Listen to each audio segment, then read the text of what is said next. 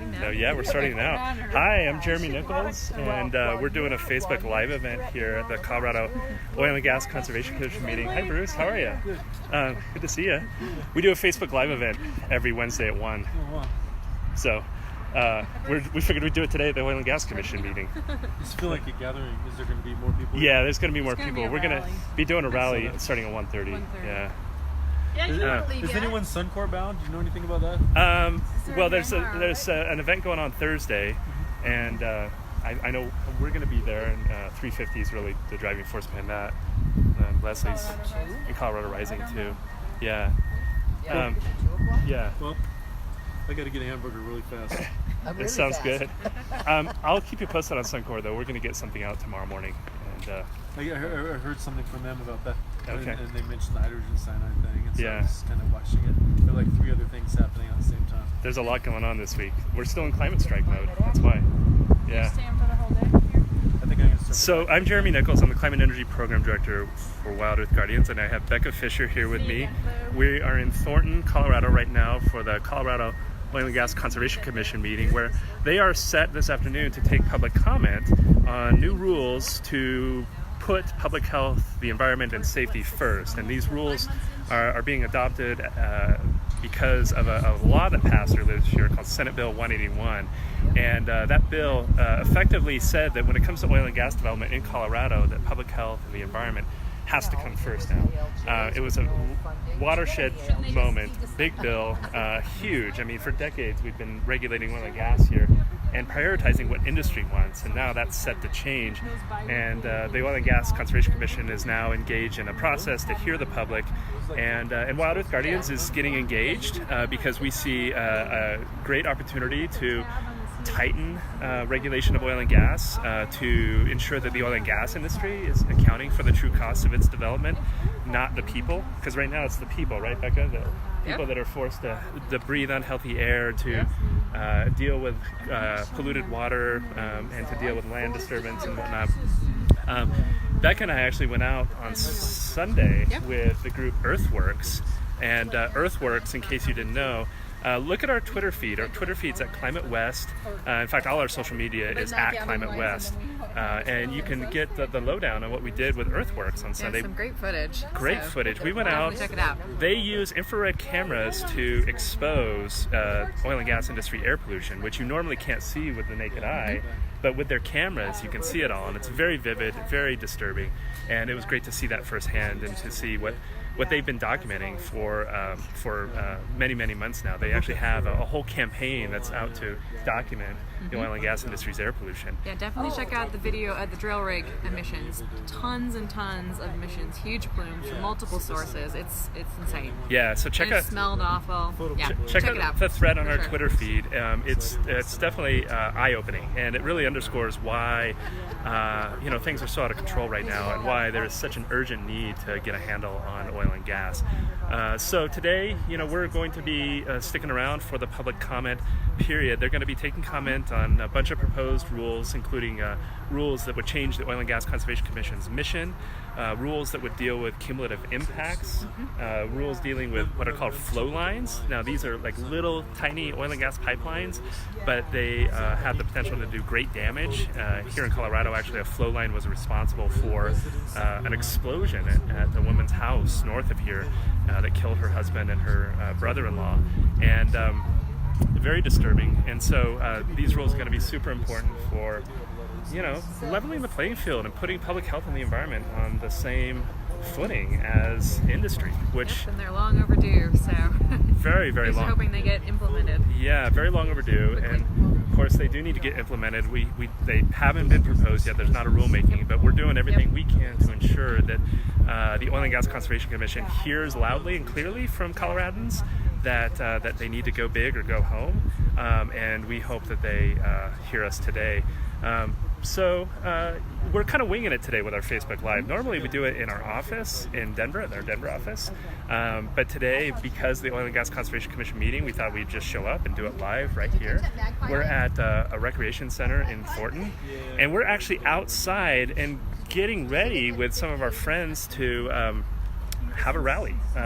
We are here. We're going to speak out.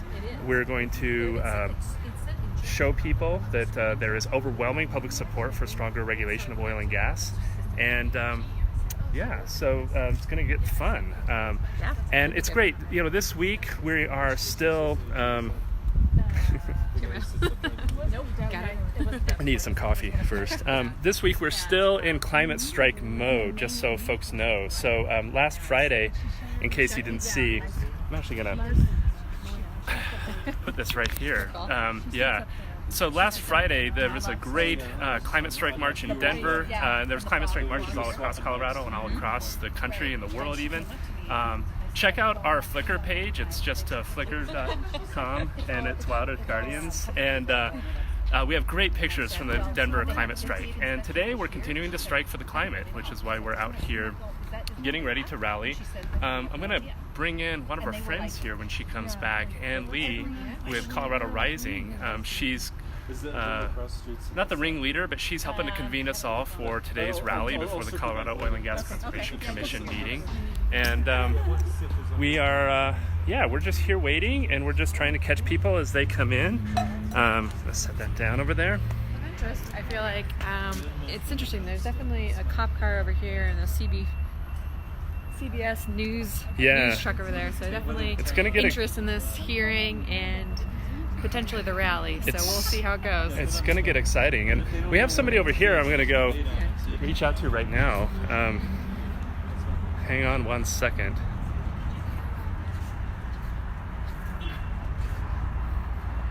Hi. So I'm Jeremy Nichols. I work with Wild Earth Guardians, and we're doing a Facebook Live event before the rally. Okay. Can I talk to you on our Facebook Live? Is that okay? Okay, great. So I'm here. What's your name? Wendy Engelman. Wendy Engelman. Hi, Wendy. I'm Jeremy Nichols with Nice to meet you. Wild Earth Guardians. Wild Earth Guardians is working to ensure that the Oil and Gas Commission adopts the strongest rules possible. And it seems like given your sign, which says "Don't weld our atoms," that you're here for the same thing. Yeah, I'm here for the same thing. Yeah. My priorities are split. I absolutely support protecting the environment, but I'm also really concerned about the second priority built into SB 181 about protecting health and safety for people. Right. Those animals too. People, animals, basically living things should come before industry profits, right? Absolutely. How about that? What a concept. What a concept. And look how hard we're having to fight to legislate that. It's crazy, and we're just gearing up for a rulemaking process that's probably going to be pretty intense and pretty. It's going to be bruising, I think, for us all, which is crazy, right? Because you would think that the oil and gas industry would care as much about public health and the environment as we all do, but at the end of the day, they are fighting tooth and nail against stronger regulation. Yes, they are. And I think they're fearful because they know that at the end of the day, if you actually calculate it all, look at that balance sheet, that it's not worth it, right? I don't know if it's worth it. I look at the millions they pumped into 112. Yeah. I have to think if they were cooperative, rather than pumping all those millions into resisting change and environmental safety and health and safety regulations, they might not come out so bad. Yeah. But boy, they're afraid.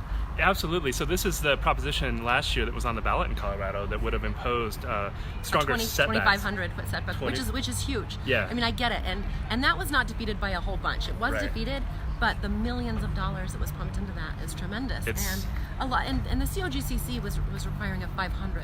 So a lot of people are saying, okay, I didn't support that, but there's a big difference between 500 and 2,500. Yeah. We need to find the gray area in that, and the COGCC should be leading the way. They should be leading the way, and that's what we're going to be telling them today, right? Yes. Hopefully they hear us out. Well, thank you so much, Wendy. You're welcome so much. Yeah. Thank you for your efforts. Thank you. I'm going to go talk to some of the other folks and stick around for the rally. It's going to start I absolutely at 1:30. am going to. Okay, great. All right, thank you. Cool. Thank you for your work. Yeah, thank you. All right, so that was great. Let's go check out some other folks here. So people are gathering in advance of the Oil and Gas Conservation Commission meeting and getting ready to have a rally out front here in Thornton. And we are live here right now. Hi there. Hi. I want to talk to Ann Lee here with Colorado Rising. Hi, Ann Lee. Hey. So Ann Lee's with Colorado Rising, and they were the group. Let's get in the shade. Good idea.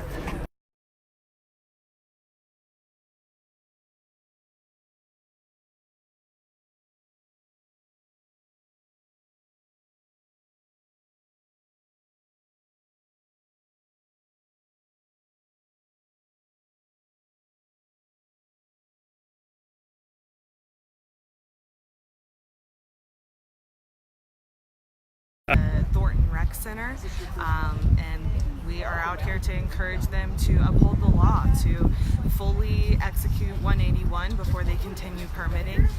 We heard from the director earlier this week that they're back up to pre-181 permitting levels, and he's shooting for about 30 wells a month.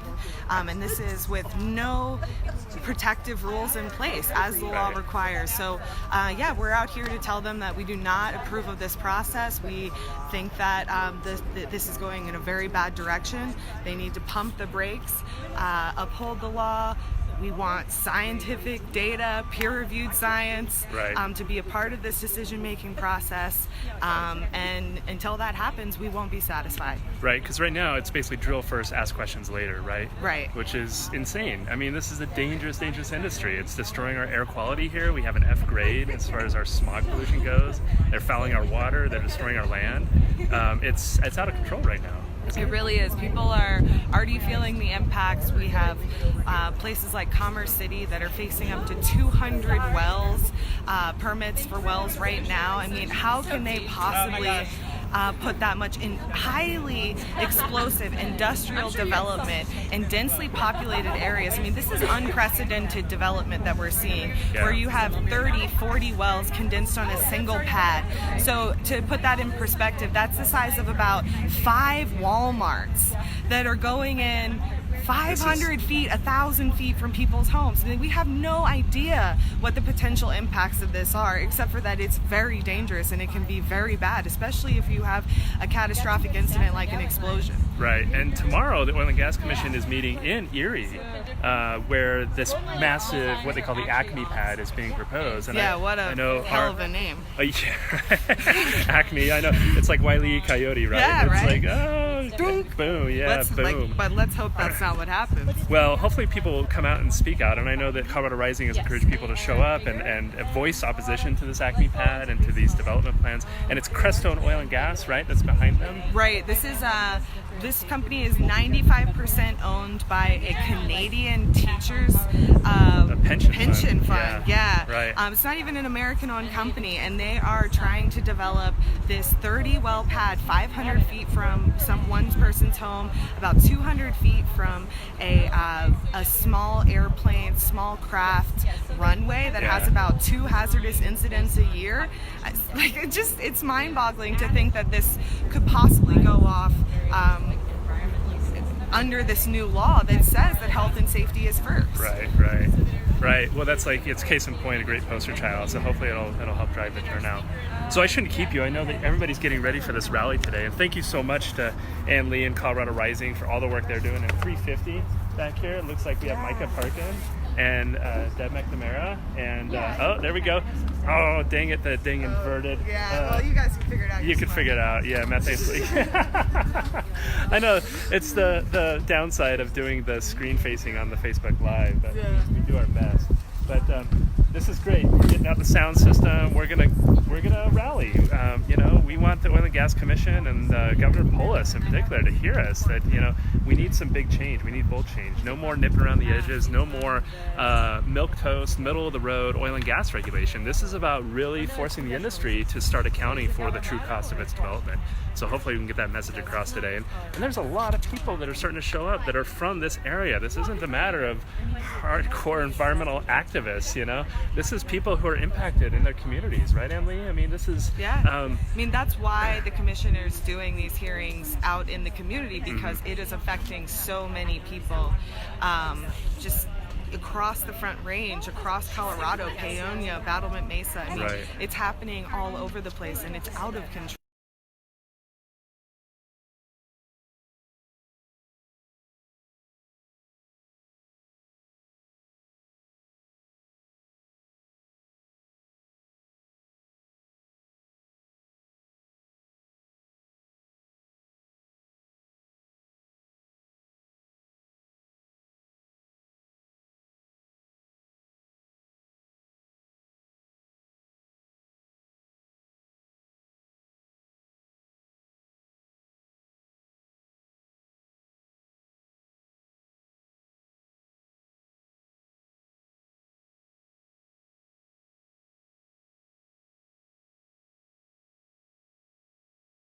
issues. This one is in Thornton. It's on October 2nd from 6:30 to 8:30 at Mother Trucker Brewery. So join us for that. Thanks, Great, guys. great. Yeah, and check out Colorado Rising's Facebook page for more info on that event. Yeah, check out their events. Others in Commerce City and Aurora too. So. Great.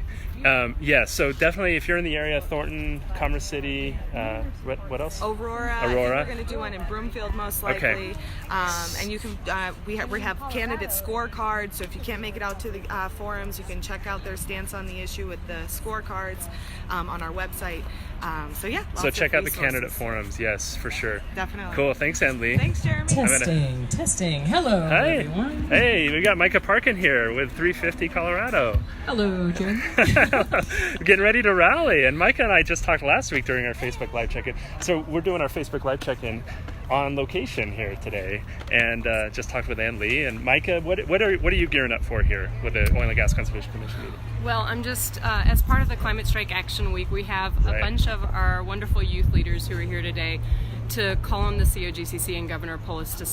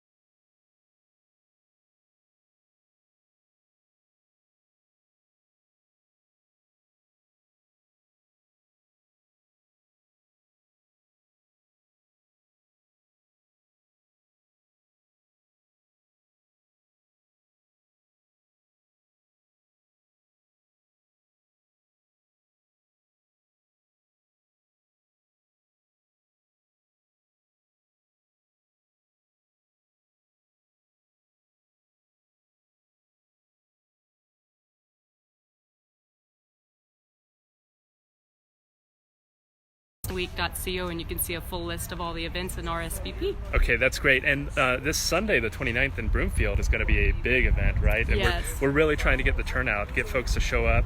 It's going to be a very positive protest, right? People are talking about planting a garden, right? And revisioning our future, but at the foot of a big fracking rig in Broomfield. Yeah, so exactly. And folks are talking about having kids activities. There will be food there, lots of different fun things for everybody to do. That's so cool. Definitely themed kids activities.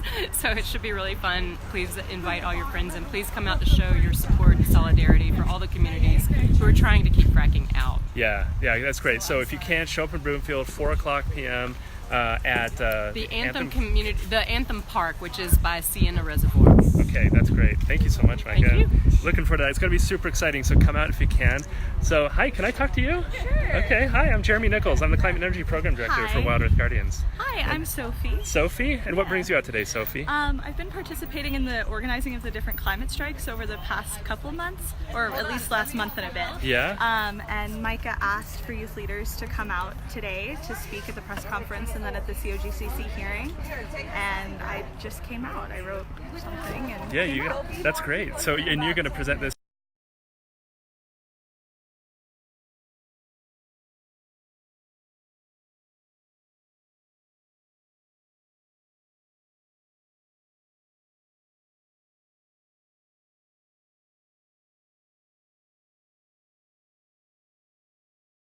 starting last Friday, an amazing climate strike action in Denver and other communities in the state, and then this week the strike actions are continuing, and you're here you are at the forefront. I know, it's so exciting. It's so cool, and it's inspiring, but at the same time a little shameful for me. I mean, I'm an adult and I'm trying to do what I can to confront the climate crisis, but god damn it, like, we should have dealt with this problem, right? We're adults here, we should have fixed this. And that's the shame. It's wonderful to come out here and to support this cause, but ultimately I really shouldn't have to. I should be in class, but instead we're here. Well, thank you thank you so much for striking for the climate. Thank you so much for your sacrifice too. I know that it takes a lot out of your time and your day, and for all of us here, you know, it matters so much that we are making this a priority. Yeah, we're taking the time. Because we have to. And I hope the governor sees this and hears this. I hope so as I well. was really surprised that last week during the climate strike march in Denver and statewide that the governor was silent. He didn't seem to have anything to say. And so I hope that as this week, as these actions continue to unfold, that he starts to take the youth seriously and starts to see that this is something that, you know, he needs to get behind. This is our future here, and you know, does he support our future or not? I guess we'll see, right? I reached out to him before the strike on Friday as part of like my organization role, and I spent some time trying to get a hold of him, and I got some pretty like copy and pasted responses out of him. So you got them runaround? Really? I did, yeah. I did, and gosh. out of some of my administrators as well. So unfortunately, a lot of the adults in power don't seem to really be standing up the way they should. Well, I hope that changes. I hope it sinks in this week. And I hope so as well. Hopefully the Oil and Gas Conservation Commission too will start to see that, you know, it's got a huge responsibility. This is not trivial, right? No, it's not trivial, and it's not. Well, we're not here to strike a balance. We're here to make a difference. Right. We're here to put health, the environment, and safety first, right? Because that's what the law safety, and says. welfare of the people. Right. Yeah. Well, thank you so much, Sophie, for coming out. Really Thank appreciate you it. for Thanks for coming out. rallying. I'm going to talk here. Can I talk to you, Deb? Yeah, I have Deb McNamara with 350 Colorado. So every Wednesday at 1, Deb, we do a Facebook Live event. Perfect. And today we decided we'd do it on location at the Oil and Gas Conservation Commission meeting. Fabulous. And here we're getting ready for a rally, 350 Colorado's, getting everything else set. I just talked with Micah. Yeah. And you're getting ready too. Yeah. What are you going to tell?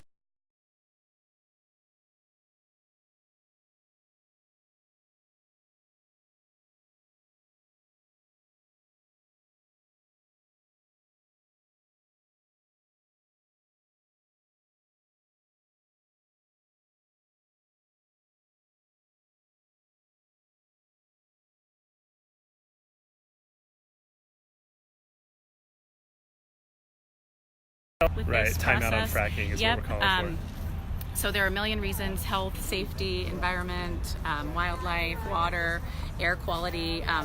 If that's not enough, the climate crisis, there are plenty of reasons, so we're going to be calling for a pause too. And I think it's great, you know, I mean, we're dealing with rules that deal with cumulative effects and flow lines and everything, but really this is about transition. It's about, you know, getting them to embrace that role, like as regulators, that their job, if they are truly going to protect Colorado's health, environment, safety, they need to start charting a transition away from fossil fuels, right? Yes, Yeah. definitely. So I think it's great. I'm glad that they're going to hear that today, and it should be exciting, right? I think so. And this is where democracy happens. This is where people make a difference, right? Yeah. And Deb was just featured. If you haven't seen it yet, a great story in Westward. It was actually the cover story last week. Westward is a Denver weekly newspaper, and it was all about transition and is Governor Polis and his administration going to start to take that message seriously? Right. And interestingly, I see the Westward reporter, Chase Woodruff, walking up coming here. up right He may now. not talk to us, but he's a good guy, but he's doing some good, hard-hitting reporting, and I'm so good to see you featured in that story, Deb. Yeah, thank you. Thanks for all the Yeah, work that yeah, 350 thank you Colorado is too. doing. Yeah. All right, we're going to keep talking with some other folks here great. and wrap it up here soon. Thanks so much, Deb. All right, people are starting to gather here. I see some familiar faces. We're doing a Facebook Live event pre-rally here. And so I'm Jeremy Nichols. I think we've met before, right? I'm Jan Rose. Jan, nice to meet you. And then Gary. Good to see you, Gary. And you guys are getting ready to rally here for our health, safety, and environment, right? Trying to deliver the message to the Oil and Gas Conservation Commission. Are you going to comment today? I am on multiple areas. Yeah. What? Me too. What's the overarching message you guys are going to want to deliver? Going to try to deliver to the Oil and Gas Conservation Commission today? Unquestionably, all my comments are related to public health over profit. Right. Alternative site analysis, you can put these wells 2 miles away from neighborhoods because you have already drilled that far underground. Right. And the only reason you won't put them further away is because it makes you lay more pipe. It costs you more fracking fluid. It's all about their profits over public health. So that's certainly one issue. Another issue is that the COGCC and the CDPHE, the Public Health Department, have confirmed that gathering lines which is where all of the natural gas transfers underground. Under one scenario, this is all benefiting us because there's less truck traffic and less dust and so on. But the end result is that those lines leak more than any other, more than storage tanks, more than wells. They are a consistent source of leaks. And if we're not monitoring, if we're not mapping them, nobody knows what's going on. It's a given, basically. The more pipeline you lay, the more leaks there are, right? And to send us to a federal agency and make us look at, their layout, which is not necessarily the mandatory reporting of all of the gas gathering lines and produced water lines and all the areas where spills and accidents are just deadly. To make us travel here and there in order to acquire the data for what's right near our homes is unconscionable. It is, and it's high time, so we got to take this seriously, start putting public health and the environment first. Yeah, I mean, that's in theory one of the things up for discussion today is prioritizing public health over the profits of the industry and regulating oil and gas rather than fostering it. And let's see them put their money where that mission is. Yeah, exactly. Well, thank you so much. Yeah, thank you, appreciate Jeremy. it. Yeah, it looks like people are starting to gather for the rally here. I think so. We might. More. You'd be scary. You should go track him down. I will. And I'm gonna. Since he's gonna make multiple comments himself. Exactly, multiple comments, all good comments. I know. And I'm gonna turn around the camera here. And I'm gonna go hang out with my other. All right, that sounds good. So people are starting to gather up here for the rally before the Oil and Gas Conservation Commission opens up the floor for public comment today. They met earlier to talk about a few things, but now the public forum is going to be starting. And so we're getting ready for that.